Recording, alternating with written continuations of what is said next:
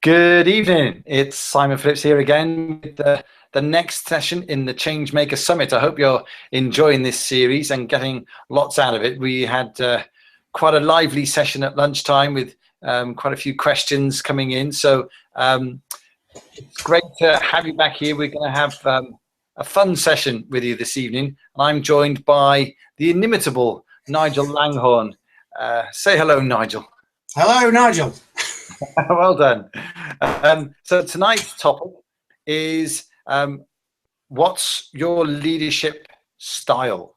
And Nigel and I will be leading you through the whole discussion on that. Just a couple of bits of housekeeping to keep you in check as we go. If you're on Twitter, #Changemakers is what you'll want to use to have a conversation or even to get in touch with us. Feel free to do that. And as I've said on a few of the other webinars, we're live on the World Wide Web. So there are technical issues occasionally, but don't panic. We'll be right back with you if for any reason the screen goes black. So that was the other thing. And then finally, those of you watching on the replay, and we know there are lots of you doing that, you can use the chat box to send us questions, and those questions will still come through to us via email, even if you put them in on a replay. So feel free to get in touch, and we'll look forward to speaking to you. So tonight's topic, what style of leader are you? An interesting one. And what we're going to discuss, I've got a few notes here. We're going to have a look at the difference, first of all, between leadership and management. Then we're going to have a look at a few leadership models, and Nigel's going to share some of his favorite ones. And then we're going to ask the so what question. So why is this stuff important in terms of how we lead people in our teams, people in our organizations, sometimes people in our families and communities? Then we'll have a quick look at some psychometric tools that are used and are on the market.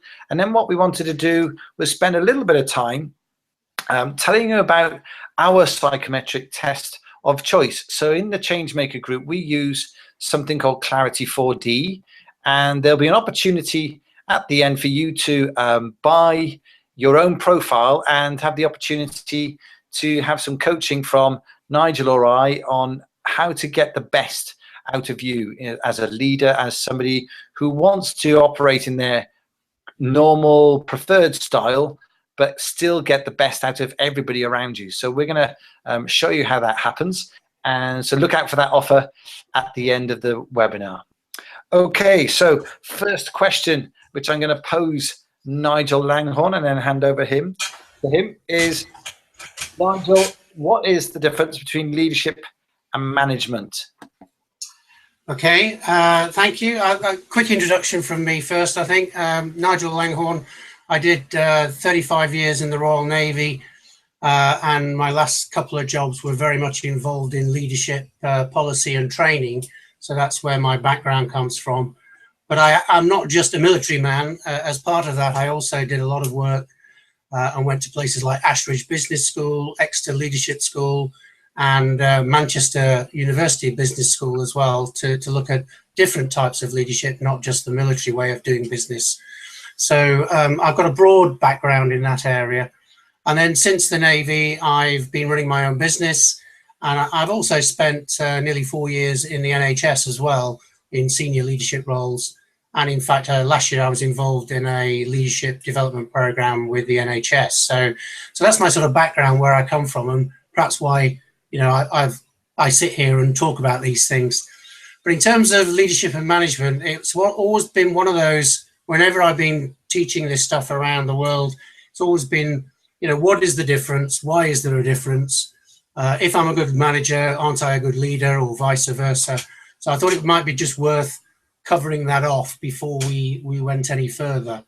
And I think that from all the experience that I've had, both in researching leadership and also in teaching and training leadership, I think you can pin it down to sort of about half a dozen key themes.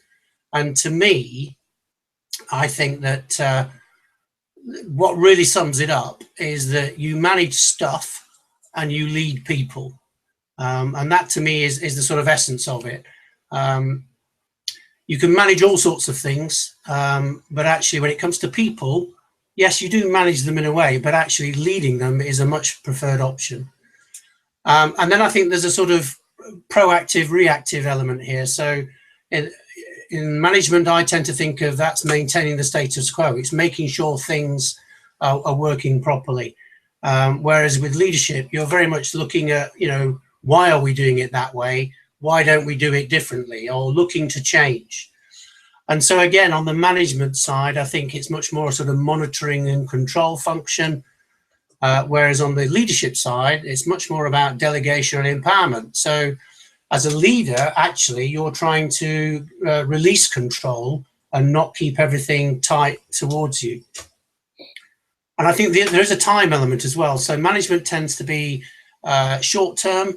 It tends to be making sure that things in the here and now are working properly.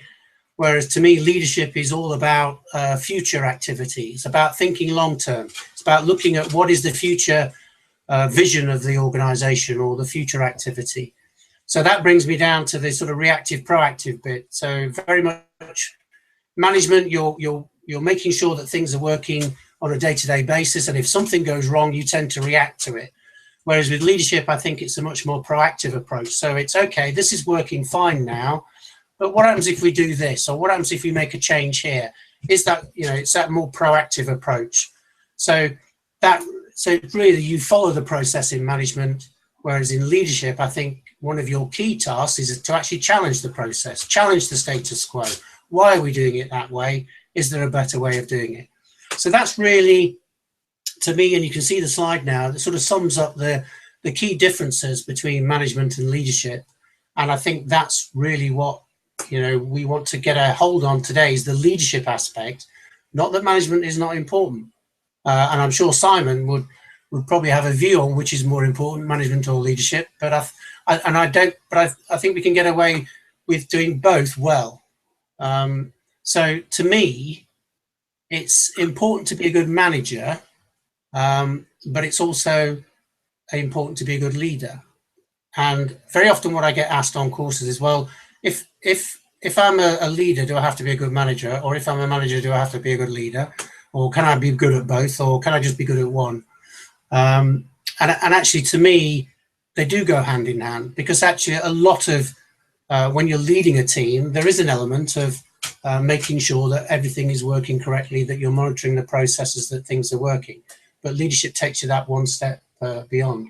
And I think if I give you some examples of where you might think, so from my background, obviously as a naval man, Admiral Nelson, Battle of Trafalgar, everybody thinks of him as a great leader, very inspirational, very good on all that stuff down the right-hand side. But actually, if you research Nelson, you'll also note that he was very good down the left-hand side as well. And a lot of his success was because he put in the background work beforehand and made sure that actually everything was working properly, that he had all these logistics in place, he had all his training in place, he had all the materials in place. So you do have to do the management stuff as well. And there are other examples, perhaps more contemporary. So Sir Clive Woodward, you'll all remember, he was talking about doing 100 things 1% better. Brailsford, Dales Brailsford on the cycling team. You've probably heard about the rowing team and will it make the boat go faster? So all that is about addressing small pieces of the process to make sure that they actually improve. And then the final contemporary one, I think, is probably whose book I've just recently read, is Alex Ferguson. And everybody will recognize him as probably being one of the greatest leaders in the Premiership, although of course they're all called managers. And I think that's important too, because when you read his book, although he does touch a lot on leadership and what we might call the soft skills, he makes no bones about the fact that the success of Manchester United during his reign was because they got the infrastructure, the environment, the logistics, the systems and the processes right. So I think it's important that we concentrate on both, but for this particular session, we're going to concentrate more on the leadership side. So Simon, I think you have another question for me. I do, thank you. What what's fascinating about what you just said, actually, in terms of the difference between management and leadership, is that there's lots of training on management, but there's not necessarily lots of models on management. When you think about models, it's always around leadership. So I think that's probably why we've chosen to sort of explore a few of them. So what are your favorite leadership models? And I suppose a secondary question to that is, why do we need more than one? Because I suppose, like most things, not one size fits all, and a lot depends on your situation. Again, going back to my naval experience, the sort of what I would call the entry-level model of leadership for a long time in the military has been John Adair's action-centered leadership, which focuses around three key elements, which is achieving the task, developing the individual, and building and maintaining the team. So it's task, team, individual. And his model is very much around you're having to emphasize one of those three in different ways. So very often at the beginning, you might be looking to build and maintain the team at the beginning of a project. And you'll be concentrating on developing the individuals and building and maintaining the team. So you put more emphasis on those. But as the project progresses, you've got to put less emphasis on those and more emphasis on perhaps achieving the task. And his whole model is around keeping those in balance. But it doesn't mean that they're always going to be in balance. There will be occasions when one is more important than the other. And it's a question of how that plays out through your project. I think the interesting thing was when I was in charge of leadership in the Navy, and we did a major strategic review of all leadership training, it was interesting that a lot of people started off with the preconceived idea that we would probably ditch John Adair's action-centered leadership because it was old hat, it had been around a long time, and surely some more modern thing must be more suitable. But interestingly enough, after a 6-month review, we decided that actually it was still as valid today as it was when he first invented it. So we kept it, and it is still the entry-level model of choice, certainly in the Royal Navy. And I know it's used widely elsewhere. So John Adair's action-centered leadership, I think, is a really good one to start with because it's relatively simple to understand and to implement. Another good one that I've come across is Coos and Posner. It's a very good book called The Leadership Challenge. And they break things down into sort of 5 key areas. And they use slightly odd language, but hopefully I'll be able to explain them. But the first one is called Model the Way. But actually what they mean by that is leading by example, which I think is a very good attribute of all leadership, leading by example. And if, in fact, one of my favorite quotes in leadership is from Gandhi, which is, be the change you want to see. And so if you want people to behave in a certain way, then you model that way and show them how it's done. So model the way is a good one, leading by example. Inspire a shared vision is their second key point. And that, I think, is really important, because if people don't know where they're going, what is the aim, what are we trying to achieve, then why should they follow you? If you don't know where you're going, then there's no reason why they should follow you. The third one, which fits back into what we were talking about earlier about leadership and management, is called challenge the process. And there again, they're thinking that as leaders, you should be continually challenging the status quo and challenging the current thinking and trying to think of something different and something new. The fourth one is called enable others to act. And that's a fancy way of saying empowering people. And it's all about making sure that your team have the ability, but also the confidence to act and to deliver. Because very often in the modern world, things are happening so quickly that we can't afford long hierarchies and chains of leadership in order to ask permission. It's very often best to act first and get the job done. And the final one is called encourage the heart, which is a good way of sort of tapping into the softer skills. And it's that passion element of people. And, why do I want to do this? And I'm sure we've all got examples of situations that we've been in where actually, you've got that really enthusiastic, passionate individual who, despite the system, still manages to succeed. And so encouraging the heart is really important to make sure that they have a purpose for what they're doing and a belief in what they're doing. So that's another one I like, the Koos and Posner Leadership Challenge.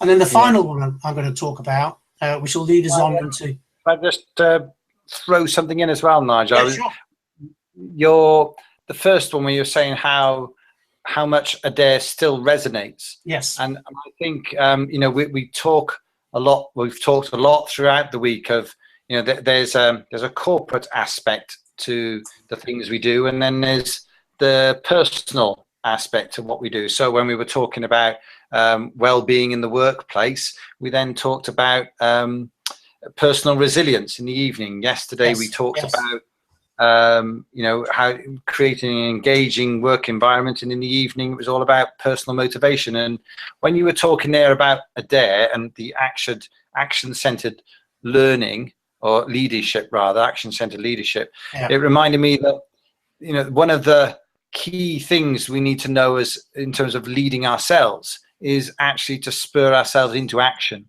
It's only when we test ourselves that we actually find out what we're made of.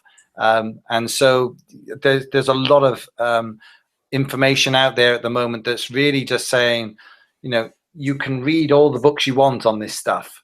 You can chat about it to the cows come home, but actually, until you're doing some action, trying something different, challenging yourself, then you won't really move forward and feel like you're a leader of yourself either. So I think it resonates on both levels. Would you agree? Well, yeah, and actually it's a really good point, because the strategic review I was talking about, where we decided to keep Adair, the other thing which the military have been very good at over the last 30, 40 years is what they call practical leadership tasks, which is this, take a team of people and with, 2 planks, a piece of rope and a bit of chewing gum, get across this ravine, safely with this barrel of oil or something.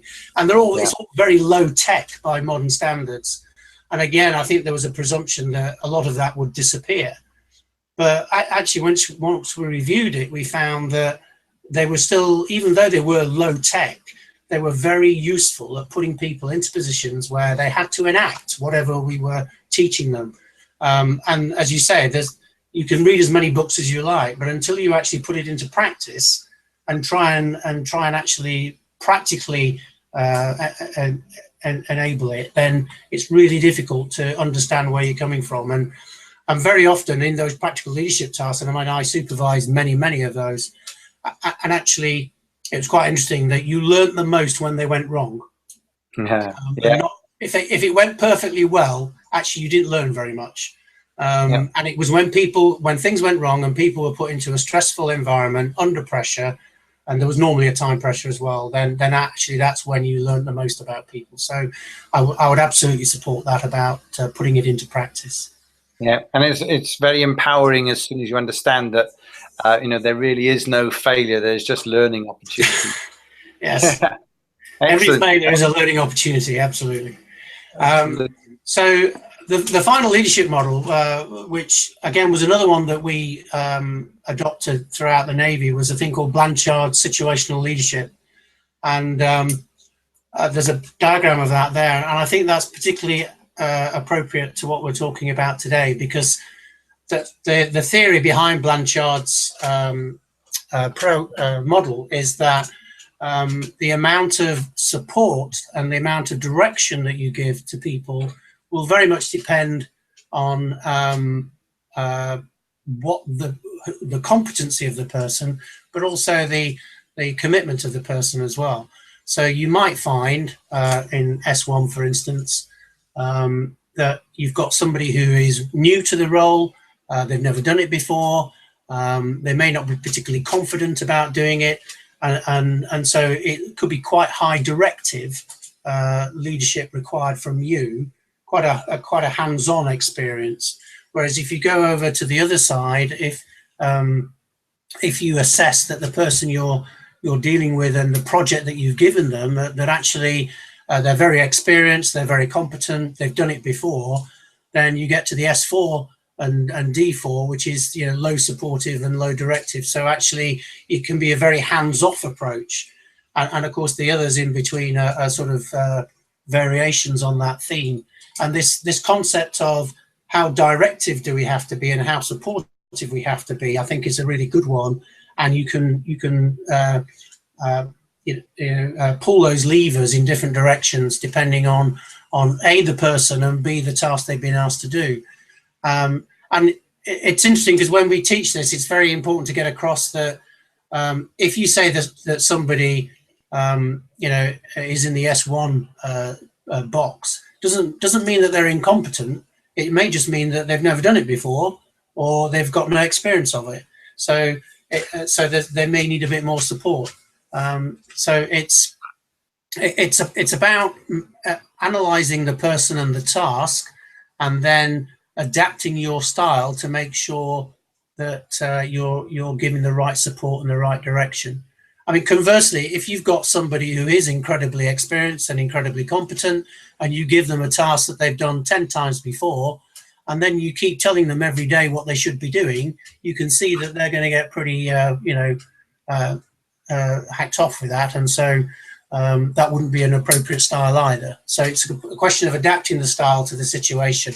And I think when we come to our Clarity 4D system later on in the talk, I think you'll find that ties in actually very nicely with that. I couldn't agree more. We've had a lovely comment in from John, which you'll recognise instantly, Nigel. Yes. Yeah, doing things right and doing the right things. Absolutely, John. You're absolutely right there. Yes. And I like the fact that he's put in brackets as well, plus emotional intelligence. And I just wanted to say a few words on that, just very briefly, because quite often you bump into people in leadership roles, and everybody around them is completely astounded as to how they've managed to get that far because of the very low emotional intelligence. But there's something about focusing on doing the right things that gets them by. Yeah. So they're not always the best at dealing with people. The challenge becomes, of course, when the majority of their role is about dealing with people.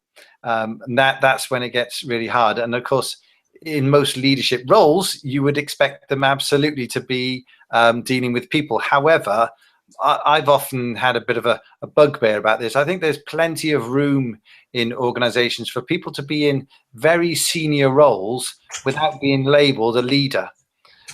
Because as Nigel said, management is doing stuff, and leadership is about doing things with and supporting people. So let's create those opportunities for people to be very creative, very artistic, very focused and process driven, and just keep them out of the way of people.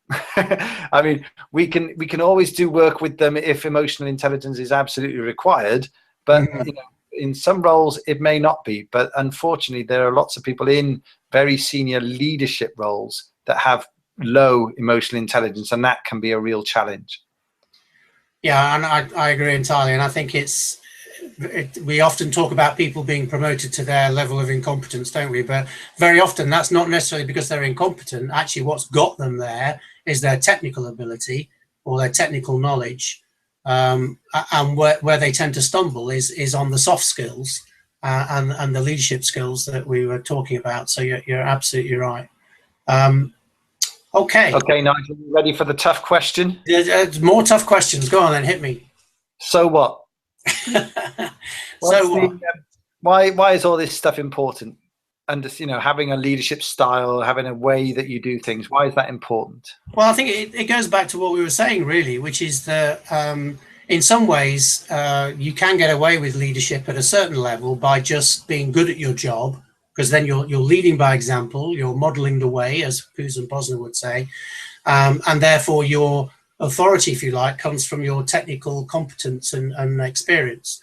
But as you climb the leadership ladder, then that becomes less and less important. And what's more important is those soft skills that we were talking about, and those transformational skills, really, that we need to look at. And it's more to do with the sort of inspiration, empowerment, personal strength and sensitivity, team building. You know, you're responsible for building the team now. You're not just a team member.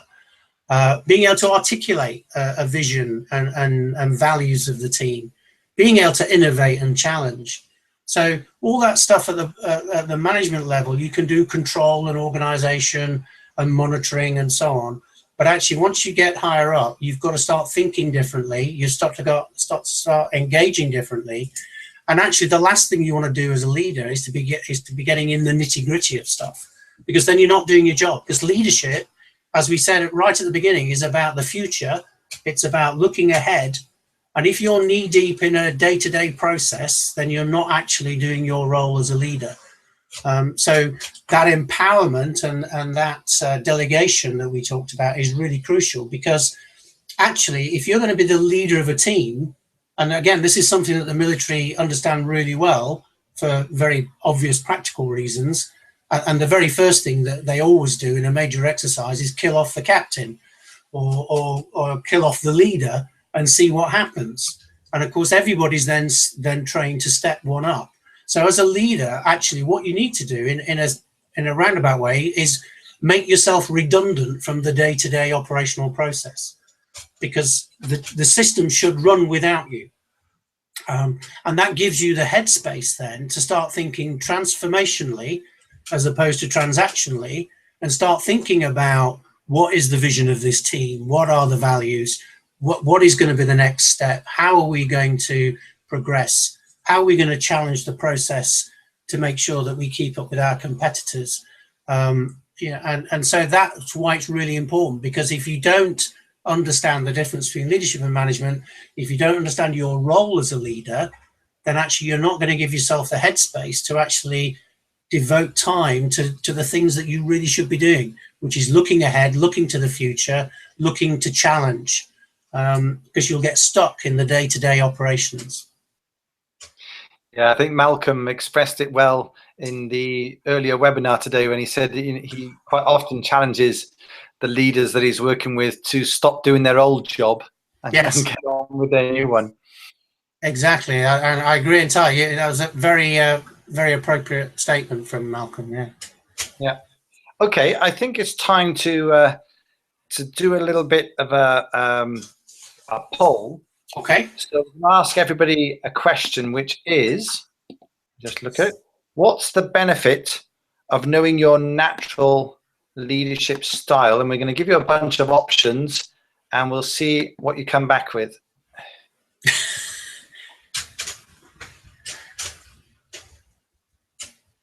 So which one of those is the one for you? So they're just having a good read there, Nigel. We're giving We're giving them too many options, probably. Absolutely. They've got to make a decision. A key element of leadership is decision making. So it looks like okay, a few more votes coming in there. So at the moment, the clear leader is all of the above. But we have a happier workforce starting to. It's like watching do you remember when you went to the fairground and you rolled the ball up and the horses moved along? No, too young for that, Simon. Too young for that. So it's like that, watching them race ahead there. So first place, I think, is going to be all of the above. Right. Second place looks like a happier workforce. And third place is a better performing workforce. Okay. So, any observations from that? Well, I think they all go hand in hand, to be honest, which is probably why all of the above is probably the right answer. But I think it's important to understand that your leadership style and how you approach the team is really important in terms of outcomes. So, and I'll give you an example. When I was working in the NHS, I took on a leadership role with a team in Wiltshire. And when I arrived, I was horrified to see that the office space that everybody was in was a tip, basically. There'd been quite a few manoeuvring around of quite a few desk changes and so on, and there was a lot of stuff just lying around. And so I spent the first 3 or 4 weeks just actually getting the environment right. And I could see a few people giving me some strange looks and thinking, what's this all about? But to me, getting the right environment for people was really important. And actually afterwards, a lot of them said to me, actually, we feel much happier now because we're actually working in a neat, tidy office without a lot of rubbish around us. And you know, that my working environment is important to me. So that's just one example of how concentrating on the workforce and making sure that they've got the right environment, the right tools to actually do the job can actually have quite a significant impact. And so that better leadership there did produce a happier workforce, and they did perform better.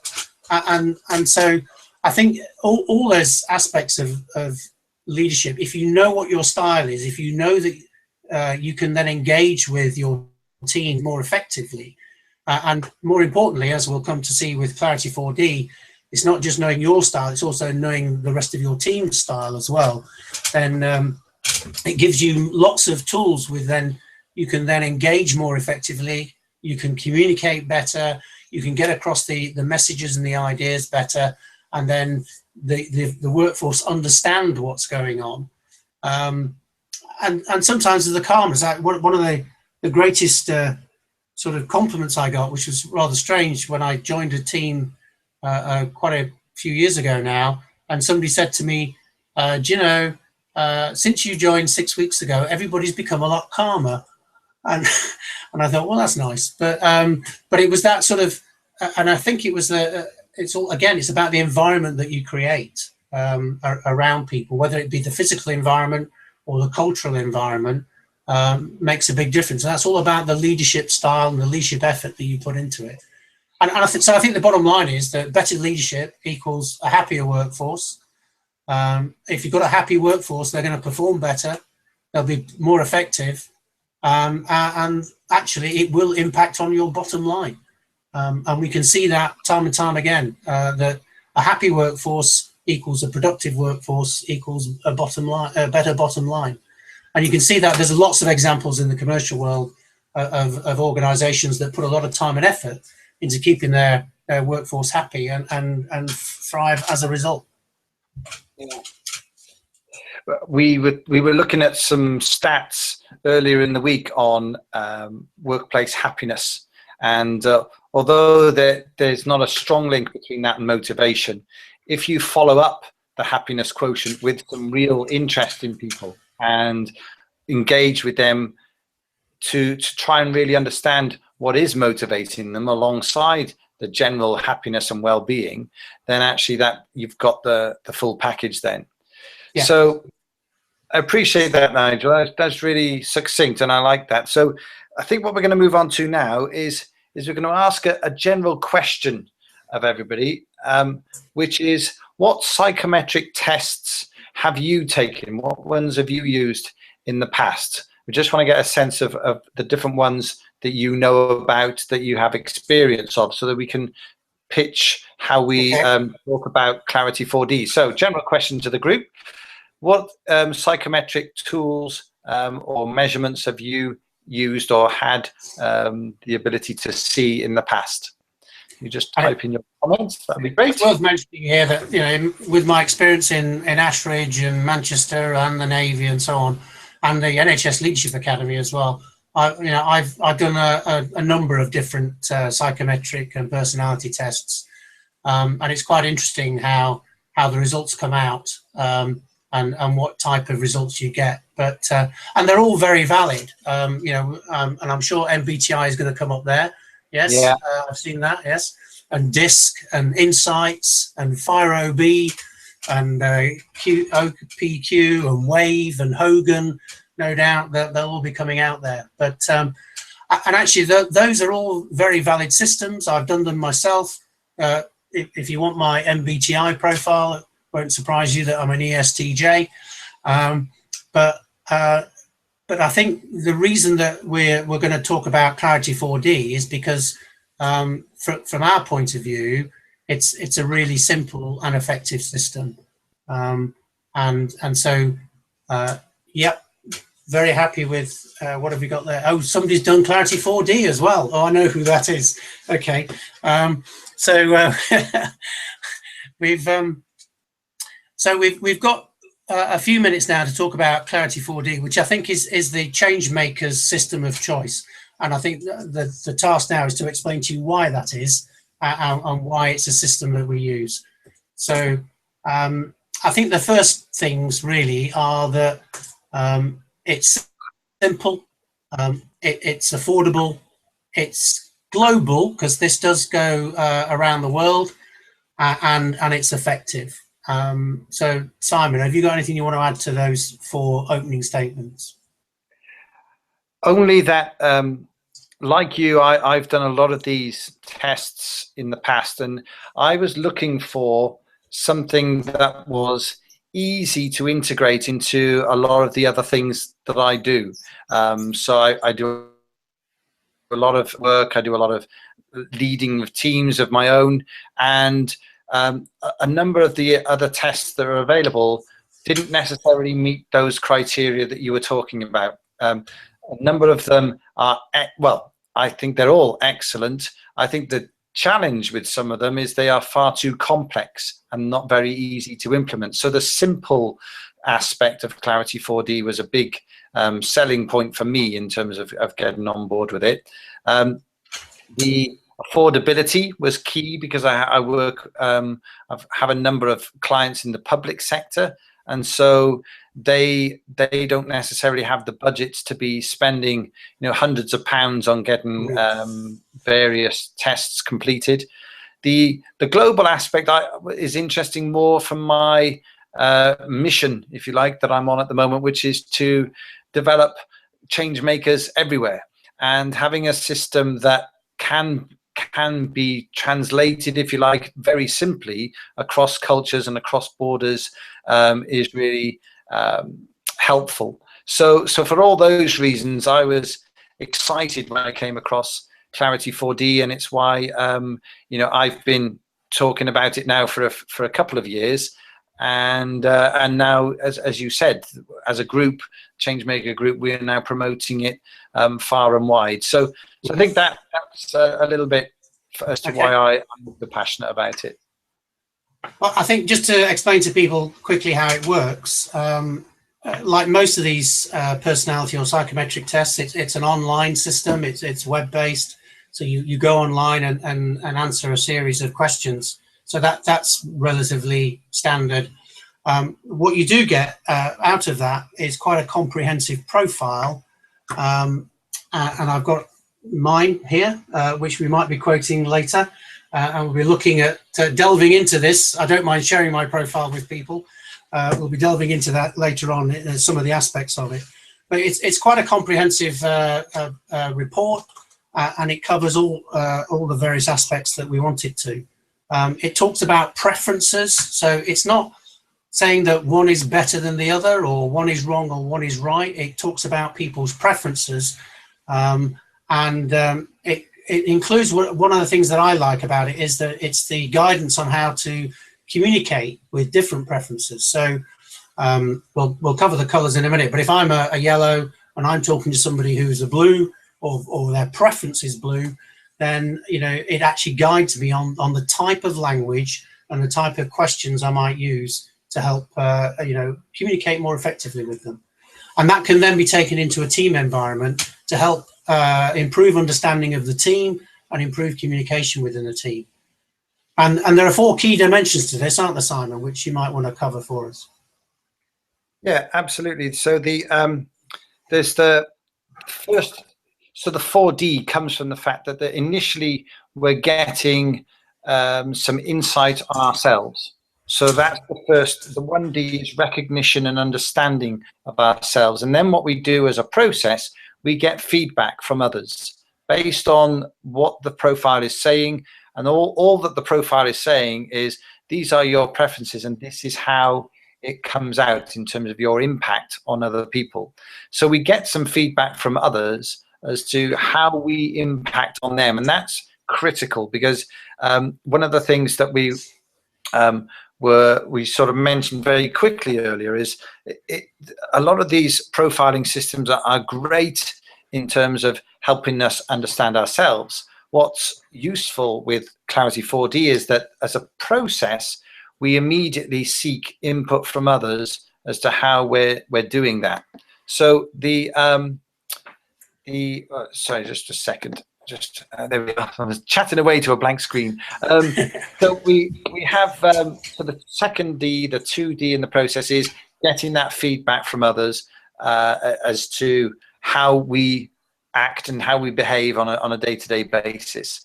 The 3D is trying to understand and tap into the hidden potential. So what is it about ourselves that we don't necessarily perceive, that others can see, and we can expand on just by putting some attention on it, some focus. And then the 4D is literally the action planning and the time it takes to get there. So so that's the 4D process. And what we've got is a diagram, which I think Nigel might want to just quickly explain, and I'll chip in as well. Okay. The overall Clarity 4D model. Okay.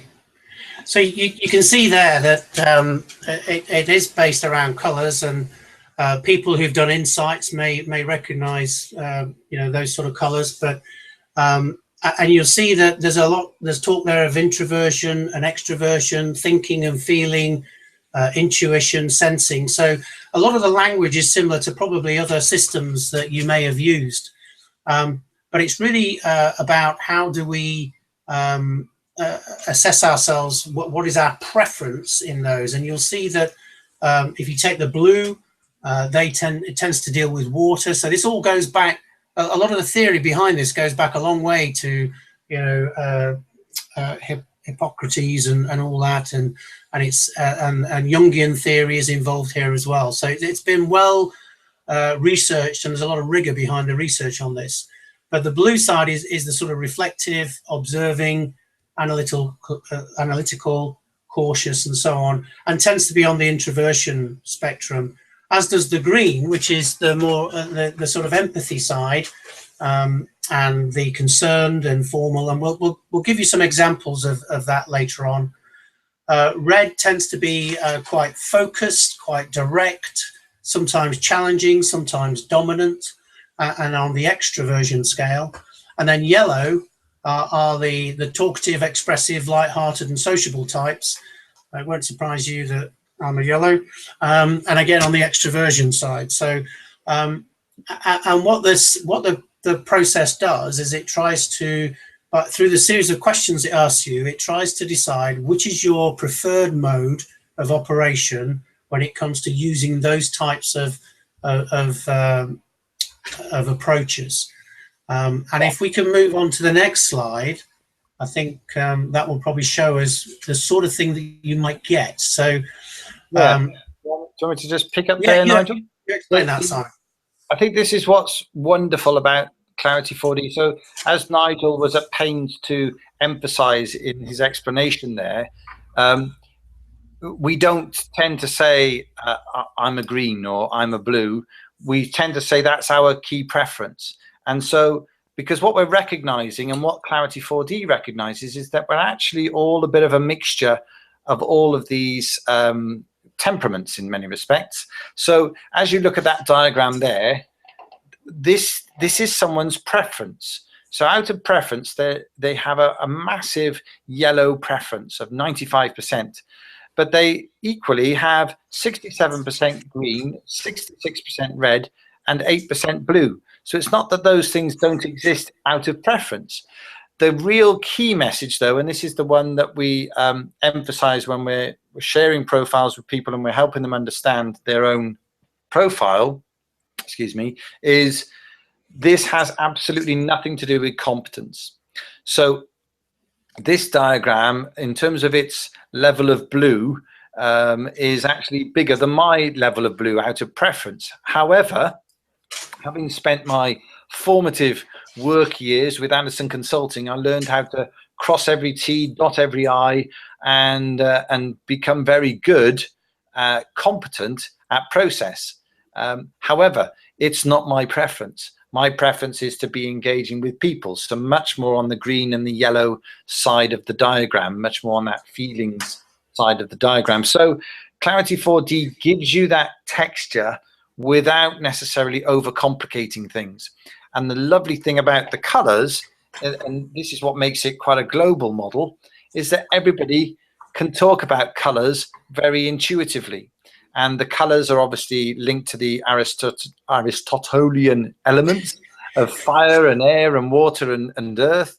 And so what we find is people come to the training when we're doing team sessions on this, and they go away and the level of banter increases straight away, with, oh yeah, that's real red behavior. Come on, we gotta pull some of that yellow out of you, smile, and let's get on with it. So lots of fun conversations emerge just from a very simple understanding and almost cursory understanding of their profiles. So yes, that's my explanation for that one. Okay, thanks. And I think the thing to really push home here is that as an individual, what do you get out of that? And obviously, you would have a coaching session having received your profile, which has a lot of information in it, far more than just the diagram that you're seeing there.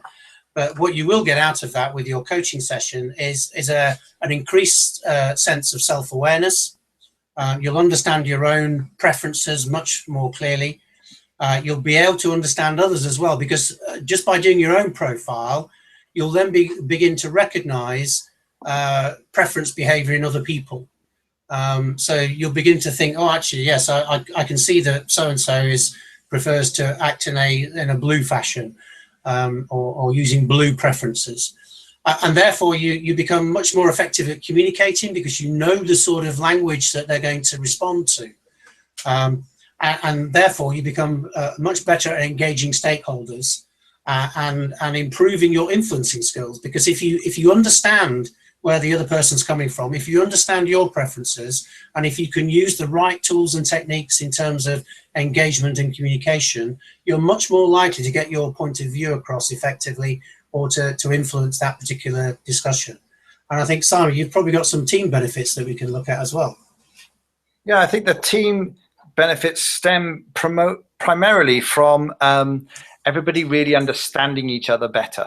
And an example I always talk about is a fairly recent one. I was working in a team where there was somebody with an extreme blue preference in the team, very much focused on delivering a quality job, details. If you asked a question, you were going to get a very considered, thoughtful and detailed answer.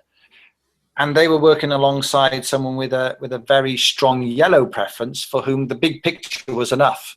And so in many respects, without any knowledge of color, they just aggravated each other, and it was getting to the point where they really didn't look forward to coming into work with each other.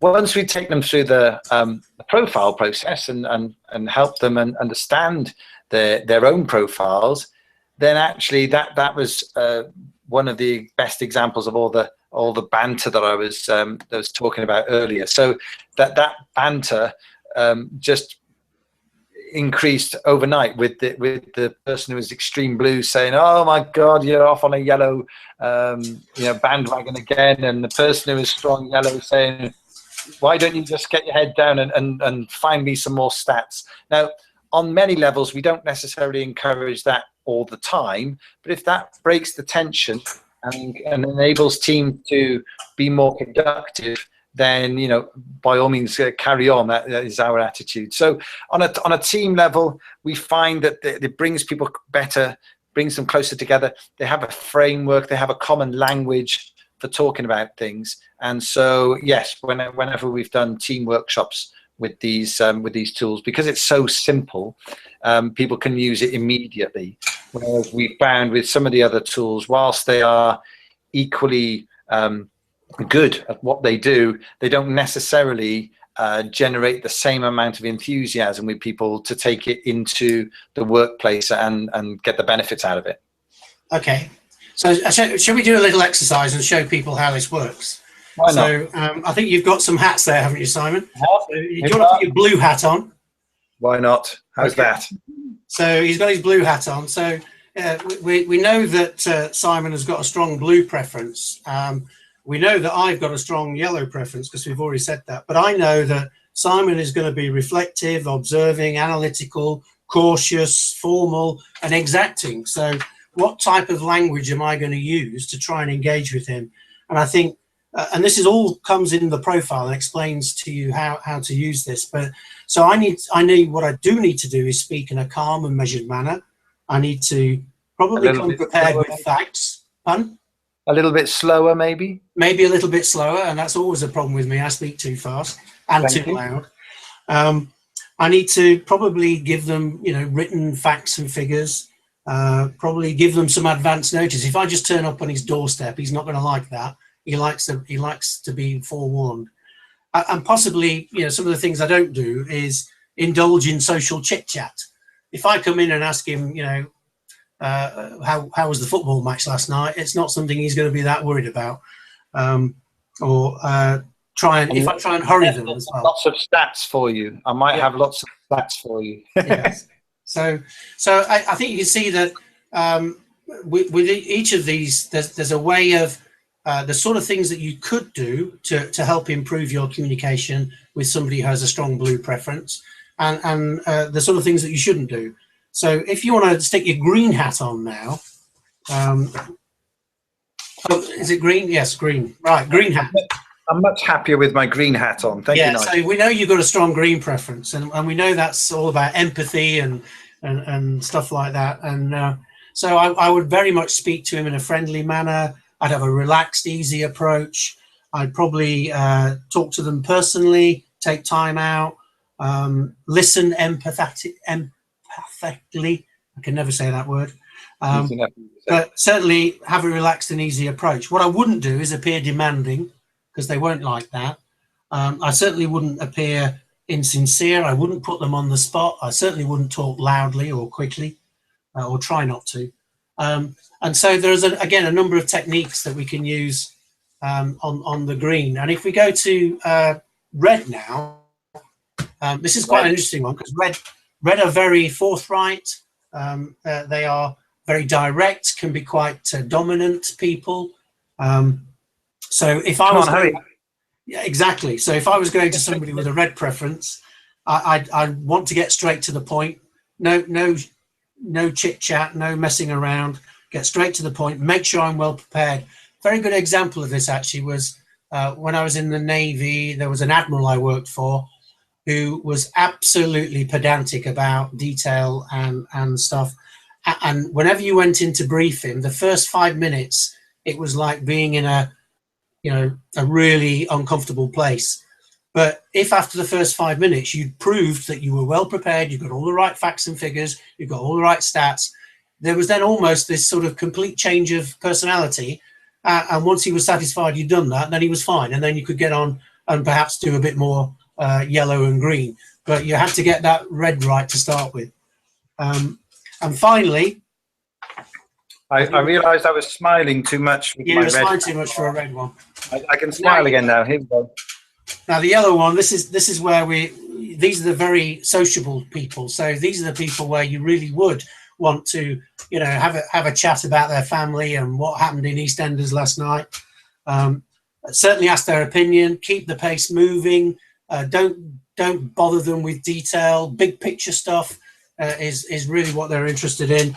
But interestingly enough, and this was an interesting one for me, because with a high yellow preference, what came out of my profile was don't overlook their need for recognition. So yellows actually like to be recognized, and they like to be reminded of their previous successes. So Simon, I think you're a great kid, and I've always liked the way you do business. So there you go. Thank you, Squire. Thank you very much. That's just some simple examples of the sort of way you can use the information you get in your profile to actually help you to engage better with people and to be more effective communicator. Yeah, I think we want to go to the offer now, don't we? We do, and the reason why we've gone into depth on Clarity 4D in this talk about leadership style is because it really doesn't matter what is your number one preference.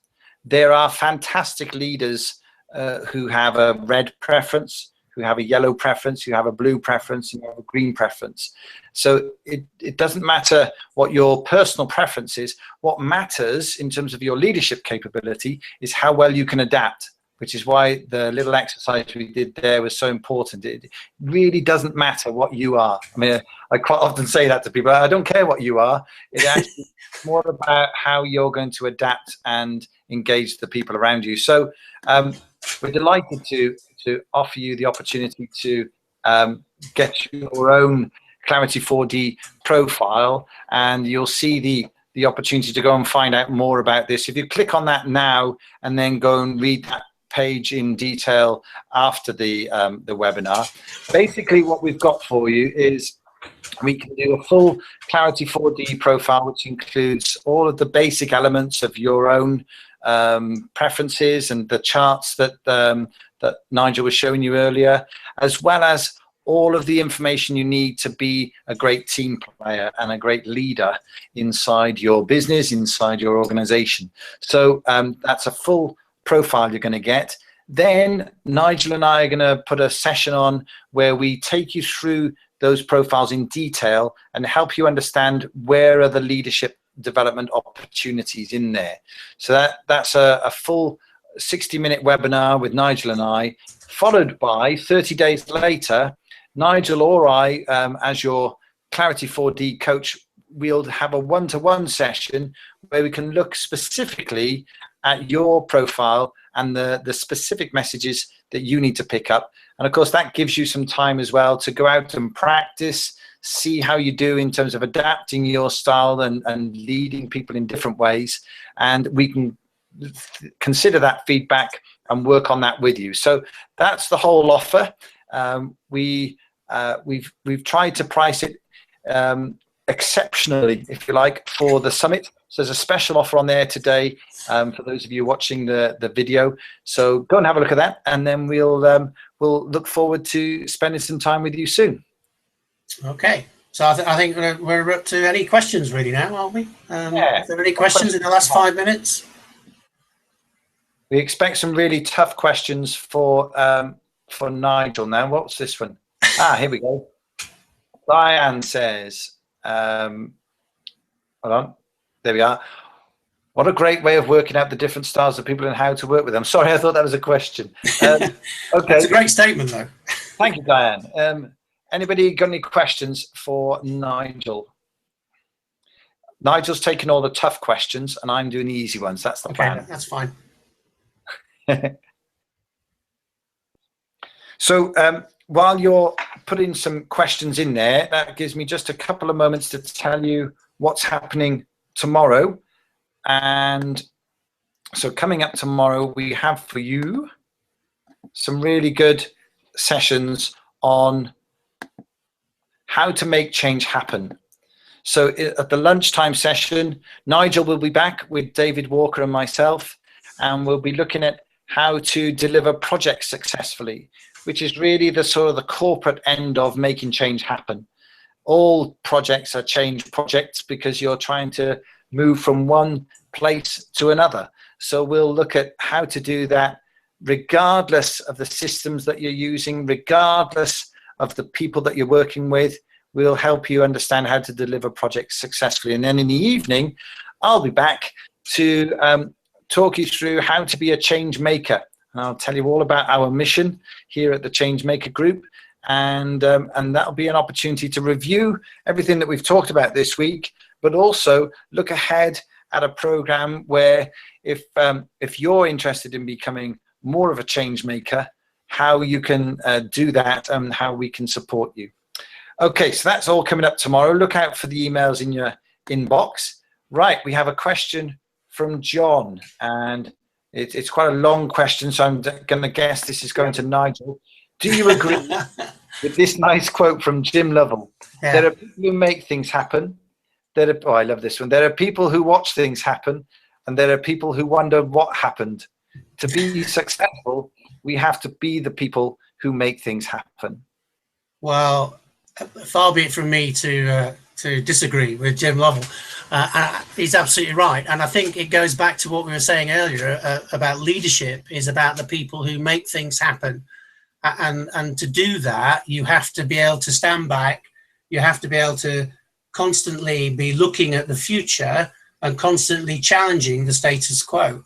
So I think that really does help to encapsulate that.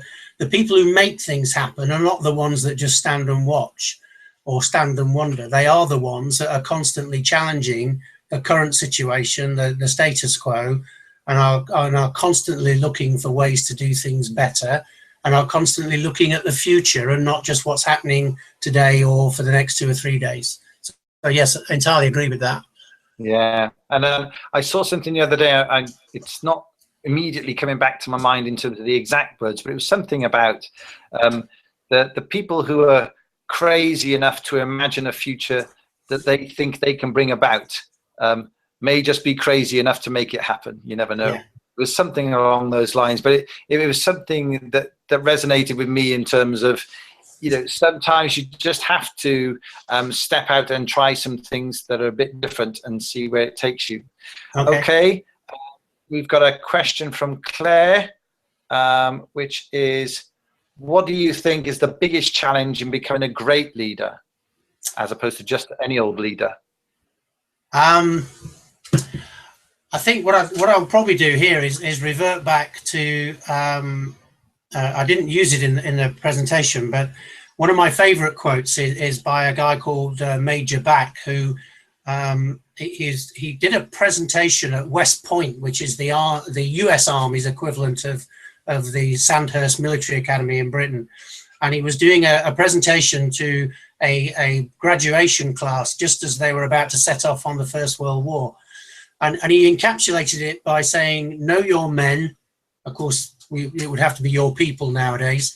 Know your business and know yourself. And I think that really encapsulates it. And I think probably the biggest challenge for you as a leader is knowing yourself. So I think if you're going to concentrate on one thing to start with, I think it would be self-awareness. And certainly one of the things we did in that strategic review of the Royal Navy was to come up with a self-awareness package particularly for naval officers as they go through their career. And you can imagine the struggle I had getting that through the Navy board. There are a lot of old admirals on that Navy board who thought self-awareness was a bunch of pink and fluffy 21st century management stuff, which we didn't deal with.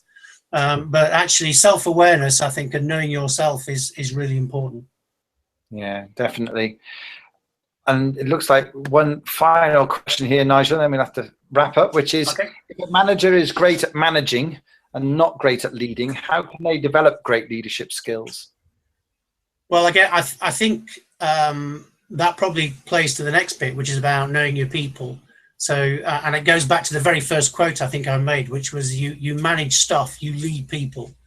And so if you're a great manager, you're probably very good at monitoring and controlling processes. You're probably very good at maintaining the status quo. You're probably very good at the technical stuff of whatever your job is.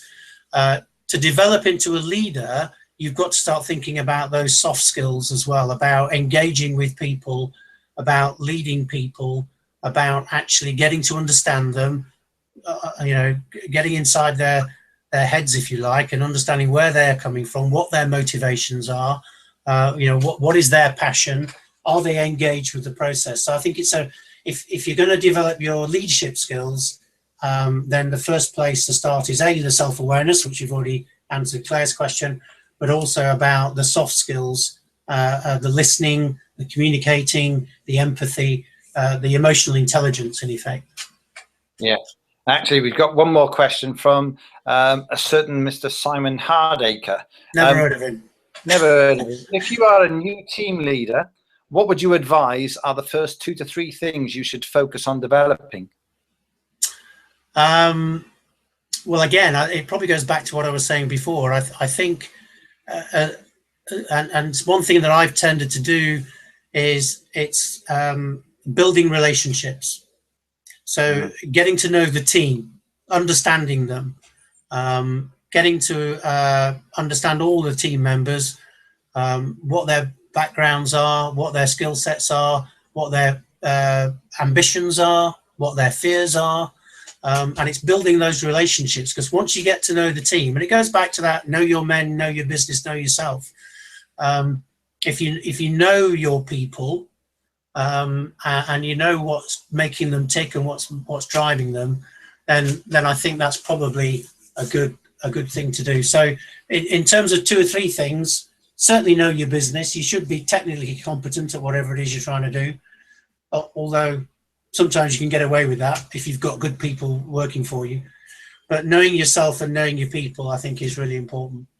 Yeah. So get to build relationships, communicate with people. Brilliant. Well, I just want to say thank you very much, Nigel, for that masterclass on leadership style. That was really, really good. And I think there's lots of people that are going to get some valuable insights out of that. Thanks for that. Pleasure.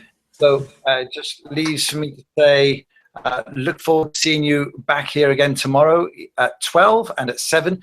We'll be back for those 2 sessions all about making change happen, which is really what this Changemaker Summit is obviously all about. So have a great evening and sleep well, and we'll see you again here bright and bushy-eyed tomorrow. All the best. Bye-bye. Thank you.